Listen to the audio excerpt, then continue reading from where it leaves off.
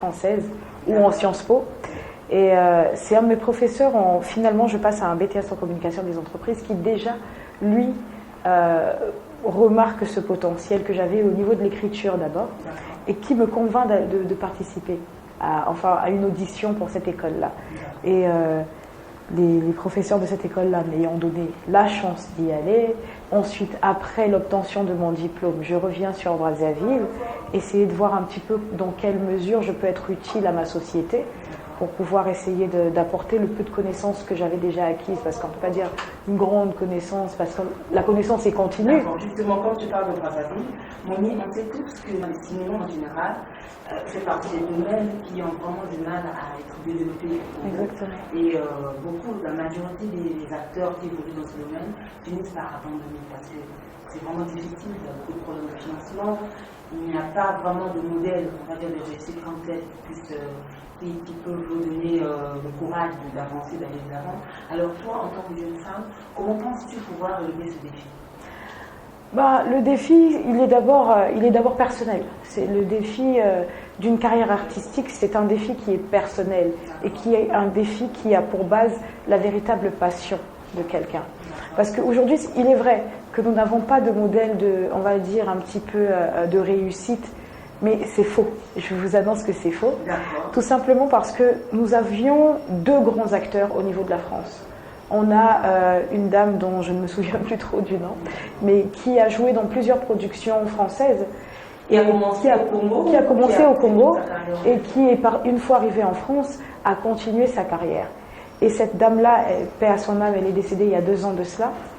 Et il y a aussi Monsieur Nzonzi qui a joué dans Les Visiteurs et qui a joué le rôle du ministre des cabinets de la Nation. C'était un Congolais aussi. Donc on a ces personnages-là quand même qui font honneur au niveau de l'extérieur du pays.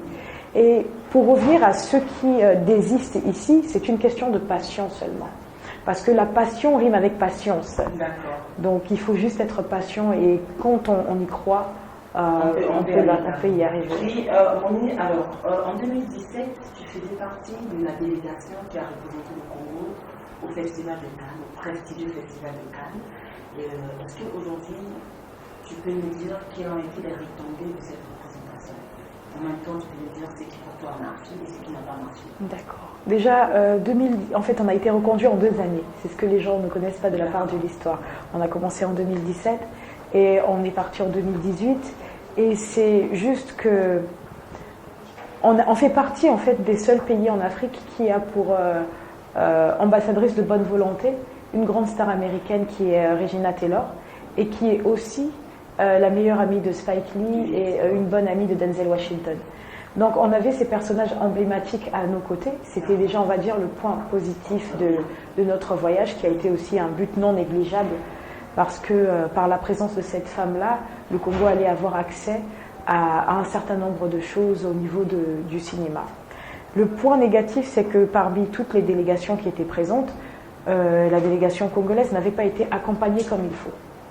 On n'a pas été accompagné comme il faut. Problème de financement et aussi, je pense, un problème on va dire, du fait qu'on ne soit pas accompagné physiquement par des personnes, des bons représentants, en fait, qui seraient capables de parler de nous défendre et de nous accompagner dans cette quête qu'a été le Festival de Cannes, qui est l'un des plus grands rendez-vous au monde. Et si jamais une autre expérience de ce genre pouvait se reproduire, toi, en tant qu'actrice, en tant que, on va dire, débutante, qu'est-ce que tu aurais souhaité en termes d'organisation pour pouvoir effectivement profiter à fond de l'événement?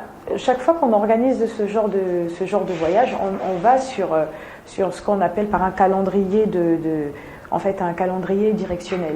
Donc on sait que les délégations viennent à tel moment qu'ils vont faire ci, toutes les activités liées à la délégation sont mentionnées. En fait, nous, ce qu'on aimerait, je parle au nom de mes collègues parce que je suis aussi porte-parole du collectif des cinéastes, et donc nous, ce qu'on aimerait, c'est qu'on s'y tienne